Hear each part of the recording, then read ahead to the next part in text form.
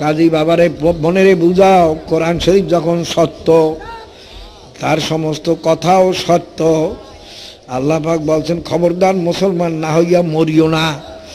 আর কালে আমি একদিন একটু বলছিলাম মুসলমান কাকে বলে। যেমন ঘোড়ায় মুখে লাগাম লাগাইয়া সওয়ারের হাতে ছাড়িয়ে দিলে ঘোড়া নিজের ইচ্ছা মতো চলতে পারে না, বাইরা সওয়ারি তাকে যেদিকে টান দেয় সেদিকে যাওয়া লাগে। এরকম কলেমার লাগাম তোমার আমার বুদ্ধির মুখে, শক্তির মুখে লাগাইয়া আল্লাহ এবং আল্লাহ রসুলের হাতে ছাড়িয়ে দেওয়ার নাম মুসলমানই। আমি যখন কলেমার লাগাম মুখে লাগাইছি, এখন আর আমার নিজের ইচ্ছা মতো চলার উপায় নাই, ছেলে মেয়ের ইচ্ছা মতো চলার উপায় নাই। আরে হ্যাঁ, উপায় আছে, যদি লাগাম ছিড়িয়ে দাও। কি? যদি লাগাম ছিড়িয়ে দাও তাহলে উপায় আছে, আর নাহলে উপায় নাই, যেহেতু লাগাম লাগাইছি। এখন চিন্তা করো, মাওলার খাতে লাগাম ছিড়বি না লাগাম অবস্থা কবরে যাবি?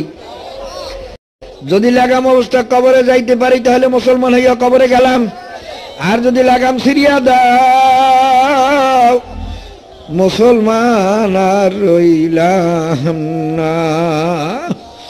বাবারে, মাওলা আল্লাহ আল্লাহ রসুলের হাত থেকে লাগাম ছিড়িস না রে বাবা, যাবি কই? ওই মরণ তো লাগবেই লাগবে। বাবারে, যারা মাওলার গোলাম হইয়া কবরে যাইবে, এত আরামে তার রুহ কবজ হইয়া যাইবে। মায়ের দুধ যে শিশু পান করে, মায়ের দুধ যে বাহির হয়ে যায়, শিশু যেমন অনুভব করতে পারে না, তার চেয়ে 70 গুণ আরামে মোমেন মোমেনাতে রুহু আল্লাহর ফজলে কবজ হইয়া যাবে। আল্লাহ আপনি কবুল করিয়া লইয়েন। আল্লাহ আল্লাহ,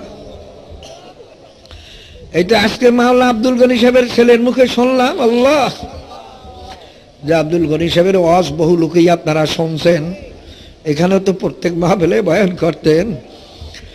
ইন্তেকালের আগে তো হুস্টুস সব ঠিক আছে, কাল আব্বা আর খাইবেন না? কাল না বাবা, আমার দুনিয়ার খাওয়া শেষ। কাল বাবা কিছু আমাদের নসিহত করবেন না? কাল বাবা, আমার দুনিয়ার কথাও শেষ।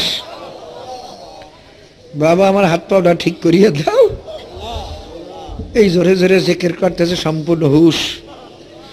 কার আসতে দেখি কই জিকির বন্ধ হইয়া যাইতে আছে, তখন আমরা কোরআন শরীফ পড়াও বন্ধ করলাম। দেখি জিকির করতে করতে আসতে ঘুমাইয়া গেছে, আর দুনিয়াতে নাই। বাবা, মরবো তো, তুমিও মরবো, আমিও মরবো। কিরকম মউত হবে? আল তানজুর নাফসুম মা কদ্দামাত লিগাদ।